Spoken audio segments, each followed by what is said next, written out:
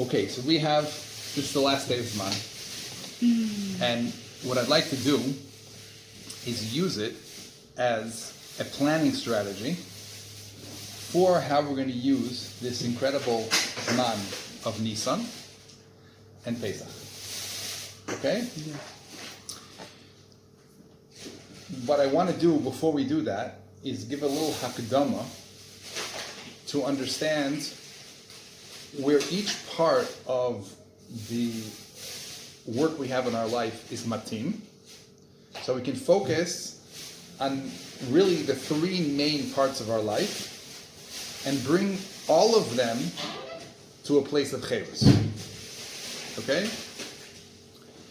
So if we want to look at the world and really look in ourselves, what are the main work that we have? It can be divided in three separate parts, which is described in the concept called nefesh, ruach, neshama. Okay? Mm-hmm. On a simple level, right? The first many years of our life, as we're children, we're mitasek in The nefesh. the nefesh. Basically, all of the things that are human, all of the things that are about having a healthy way of living. Okay? A healthy way of living means not only that we're not having sickness, or not only that we don't have mental health, mental sickness, but it also means that we have a good way of living with each other, people treat each other nicely, people don't steal from each other, that there is in a healthy way of psychologically dealing with your life, whether it's your emotional health, your balance, you're in a state of well-being. All of these things are the first shlav that every human being needs to work on. That in here, really, the Jewish world and the Goyish world, there's complete similarity. And if you want to put it in terms of the place in the Torah, this is really the chelik of the Torah that the Melech is mitasek with. This is the chelik of the Torah that the government has to mitasek with. All of the things that make the Chaye Chevra, people who living together, work together in a takin way.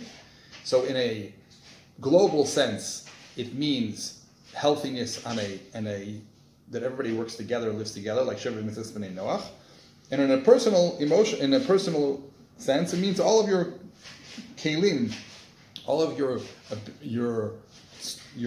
different parts of yourself are working towards being in a state of well-being, in a state of healthy, physically healthy, in a state of emotional balance, in a state of doing productive things in the world, living in a loving, sweet atmosphere where people are respecting you.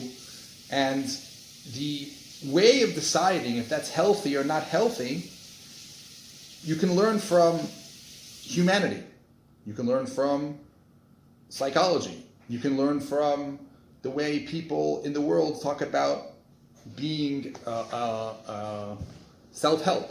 All of these things are good ways to figure out what a human being is supposed to look. And really, even a 5-year-old can start identifying, wait, this is not good. My father's nervous. My father's angry. This guy, he's a slimy guy, right? So the simple part of ourselves can identify health from not health. And anytime we're going to work at anything, that has to be the beginning. The same way Hashem put the body first, then the neshama, He put years of a human being a small and not so developed, not even having in mind what his purpose in the world is, or spiritual needs. But he needs to be healthy, normal, needs to grow up in a safe and in a happy environment. That's the first thing we need to work on. When we're going towards chayrus, is to look in our life and see on a nefesh level what needs to be fixed. Okay, and that's one of the precepts of this yeshiva, is that all of the Torah that we're learning, we first talk about the simple olam hazeh, physical necessities for it to be be'ofen mitukan. Okay, so that's the first thing you need to check in your life, because if something's wrong on a sense of this world, it by definition can't be a kli for anything for the neshama, for the shechina. Because if this world is not healthy, right? The same way if a person is not healthy, they die, the neshama has to leave. To whatever degree they're not healthy, the neshama can't exist in this person, right? And therefore, the first block has to be taken away. That has to be clean, healthy, well-being, in a friendly, loving space. Okay, so that's the first thing we need to check in ourselves. We're talking about cheros. Do I feel trapped? Do I feel something is broken? Do I feel something is not healthy in that realm? Now the second thing is that we want is that the difference between Am Yisrael and other nations, the gift we were given, which is what's happening, bi'ikar, being born and reborn every year in Nissan, is that this goof can just be healthy in terms of this worldly, and it can also be a kli to show all of the godless of the neshama, right? All of the morals and values, all of the purpose of not only making this world a healthy, good place, but also a holy place. Also a place where that you can see godliness in every part of the world, and you start seeing that the world has meaning to the expressed the highest kochos of Ein Sof of Hashem in every single part of the world, like we can see in a level of the country where you can have wars being fought, and they have all kinds of strategies. They know how to make war like a very, very nefesh way. But what shows up is nisim that go way beyond the hachana of they did, right? So in that part of the Torah, that's where Torah and mitzvahs fit in. That's where, let's say, things like macholas asuros. If you eat sugar and fats, and you eat things that are not balanced foods, you're going to be sick on a physical human level, and the doctor can pick it up. But if you eat macholos asuros, the doctor will say, what's the difference? I don't see a problem if the knife of the shoichet had a pagam in it or didn't have a pagam in it. It's not going to make you any less healthy, not healthy. But what the difference is going to be is, as this neshama, the chelik of your neshama, count how much can it be expressed in your body. A body can be a block, right, for those paths, those concepts, those morals, those goals, or it can be a service. It can be a kli for that art. That depends on how much Torah and mitzvahs is put into your life, because the mitzvahs are anything that has to do with the mitzvahs have to do with this world, like eating and like money and like even using things in this world, like a lulav, like a matzah. All of these things are in order that we should take the physical world and make it a kli for this neshama. Okay? So what we want to check, the second thing is our life mechuvan to not only being a healthy space, but also a healthy space that encourages the expression of our deepest goal in life, which is to have a dveikus b'Hashem. Then there's a third koma, which is called neshama, and that's called ruach, by the way. The ruach means it's the place that goes up and down. It's the place that's mechaber rayonot gvarot shel haneshama, right? And into practicality of the world, and that's why the ruach is there's dibur, because it takes machshavos gvarot and puts them into the world and sets the world up. Okay, go do this. This is the way it should be done. This is the way it should be done, right? So it's instructing the body to be mechuvan to the neshama. So the second thing we want to always check about cherus is our life a life of expression of our deepest self? Because if our deepest self is blocked from showing up in our human life, then of course we're not free. That part of ourselves is shut down. But there's a third part of our being, which is basically expressed in this week's parsha, in the whole parsha of Karbonos, what after Hashem set up a parsha Seder Shmos, in which that now the vikuach of Paro is one. Paro said, Mi Hashem asher eshma v'kolo, that I only understand that there's spiritual kochos in the world, but not that Ein Sof, not that Havaya, the creator of the world, is actually showing up in our life. And through the Shechina of coming down in the Mishkan, it's extremely clear that we built this kli, these four walls of the Mishkan, and now Hashem is in our life and we can have a personal experience with Him. But now, what that personal experience looks like, that's the parsha of Karbonos, and our version of that is the parsha of tefillah. What is that? Mashal ma'adavadom. It's like in a marriage. And a marriage has a lot of ways that they express their relationship, right? In all parts of their life, even the way they have food together, even the way they treat each other, and all of the different things that have to do with running a house together, raising children together, having wanting to spend time, having fun. How they interrelate to each other is a huge part of their relationship. And of course, to the degree that they have in mind the goal, which is their deep love with each other, and that will express itself to how much they make their marriage a kli for that deep goal. But there are times in the marriage it's just about the connection itself. Just about the fact that when you're pleasuring each other, when you're giving to each other, the look each other's eyes and the deep connection that happens within the context of that kli, that's something higher. That's the etzem connection. And that's what the point of the zivug is, that to mechazek and to have time where it's just an expression of avo. It's not about doing anything. It's about the etzem connection. And that part of ourselves is our neshama.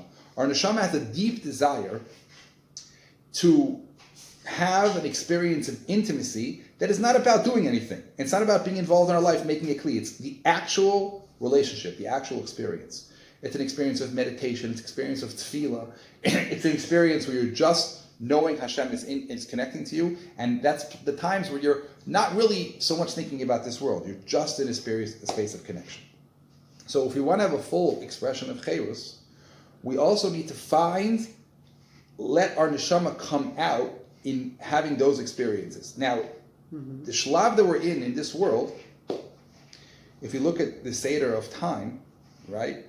So the same way in the time of Mitzrayim, there was no way for them to express their connection to Hashem because they were so stuck. They weren't even a kli for the Shekhinah, right? That's what Avdus is. They weren't able, the neshama, to be expressed itself at all. So we weren't even to talk to Hashem. The dibur is begolus, right? So that's the shlav of golus where we were in before coming back there to Yisrael, where people were in lisrod. And the Torah and mitzvahs became this thing of, okay, we do this. The expression of our neshama was, we are neman to Hashem. We are the Am that is sorei, that we always stay to Hashem. It's about doing this and not doing this, and that's what the expression is. But it wasn't able to be expressed of intimate connection. Coming back to Eretz Yisrael, which is the kli, the place where we have the ability. So you have the kli first. Right. So the first thing we have to do. First, the actual shefa to flow into the kli. Right. So there's two levels of the kli. First of all, levels of the kli is having a Medina.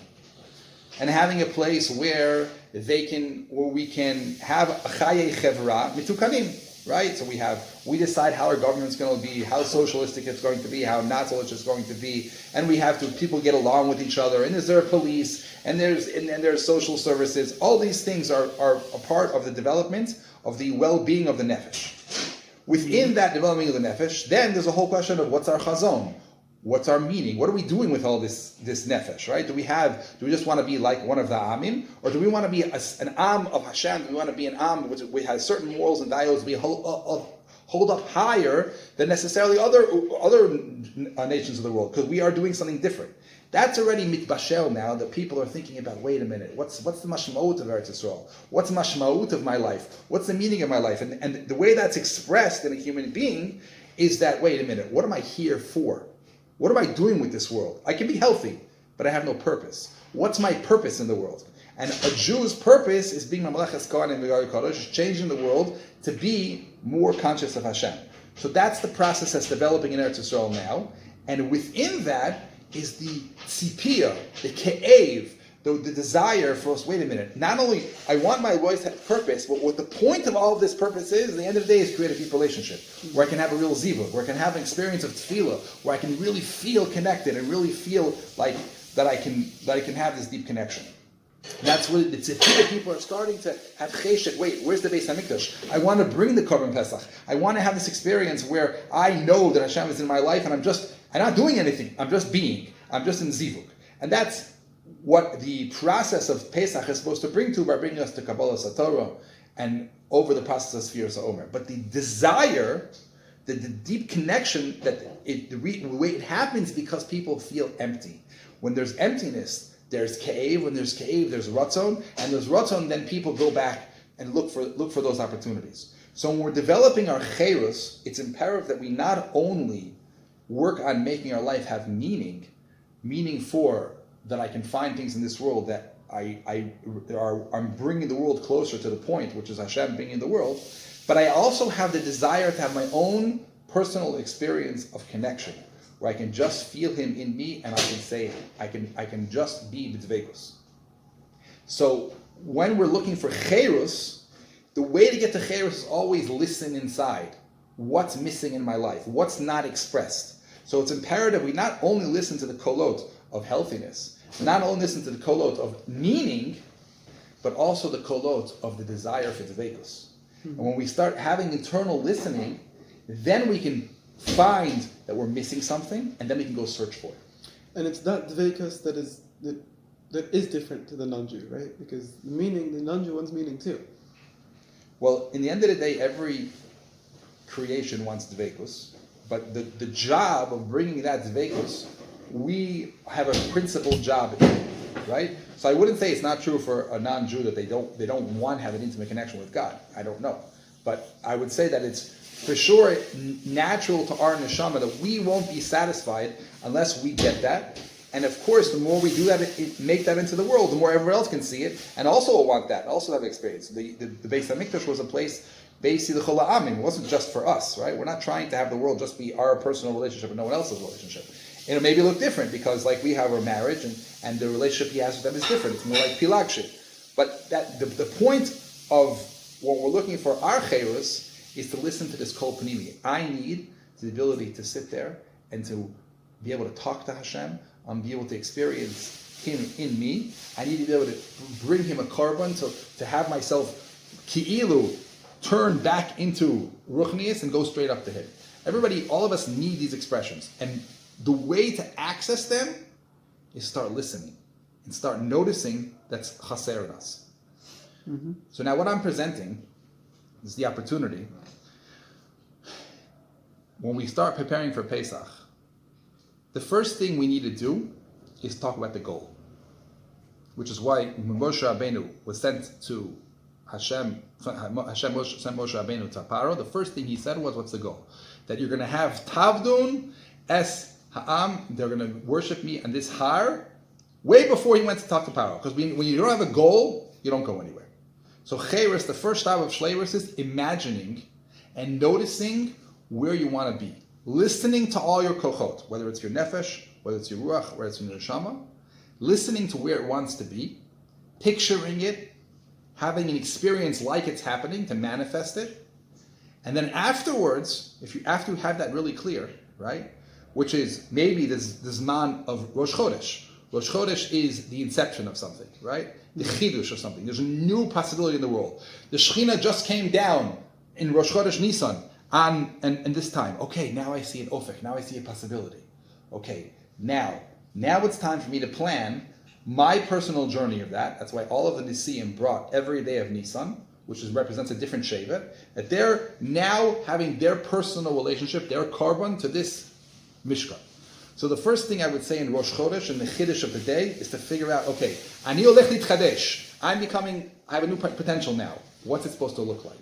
What's my goal for this year? Shoot high. How do I want my shvuas to look? How do I want my dveikos to look?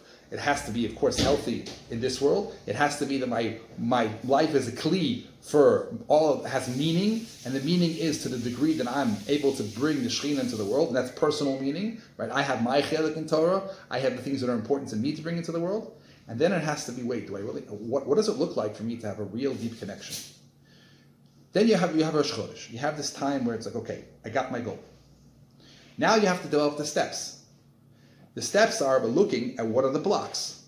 Okay, this is the goal. What needs to happen in order to move me forward? Well, what's blocking me?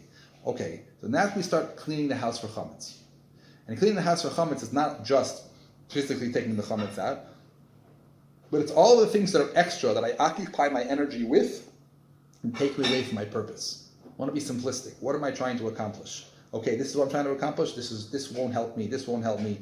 This needs to be healed. This needs to be healed.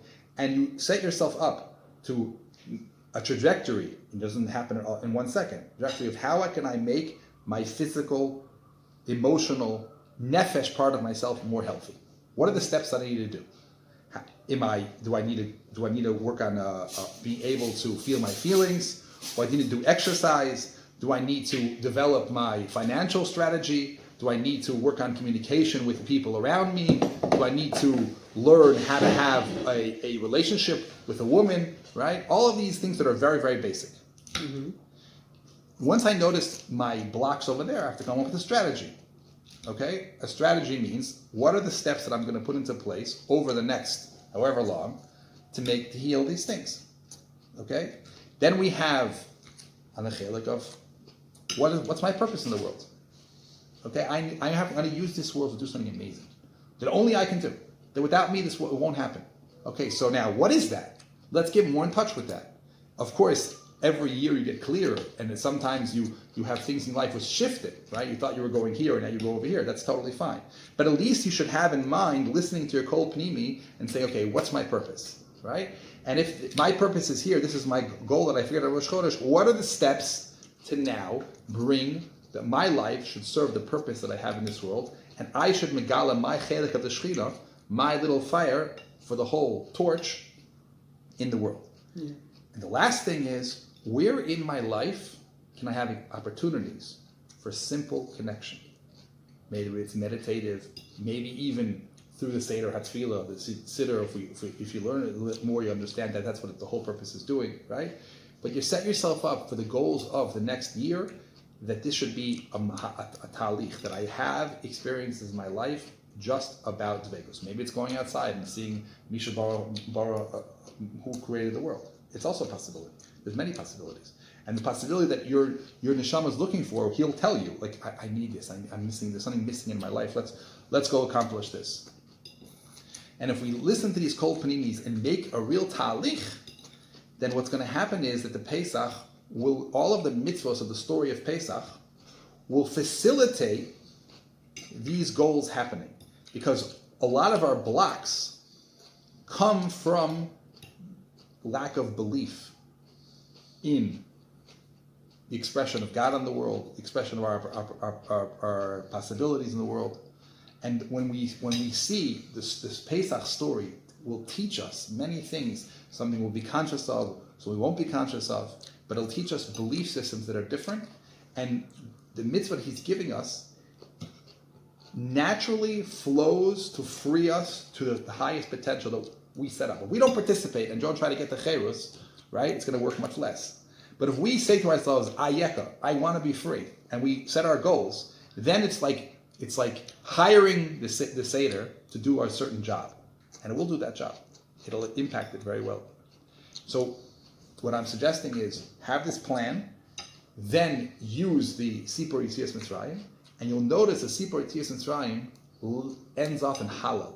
Hallel is an expression of the neshama. It's just an expression of the Vegas. I want to thank you. I appreciate this process. I appreciate what you're doing for me in my life. You're bringing me to amazing places. Thank you for this experience. I know it's going to make me life-changing. And of course, you can make it in a very dramatic way that's trying to be yotze the mitzvah, or you can be real, right? And you can say, wow, last year I was here, I see that all of this growth, I see where I'm going in my life. This Yom Tov you're giving me, I believe you, and I know that it's shifting and world changing. Thank you so much for this processes of me becoming such a beautiful, amazing person, and such a gift to the world, and thank you for helping me develop this place that I can go to now. So my suggestion is,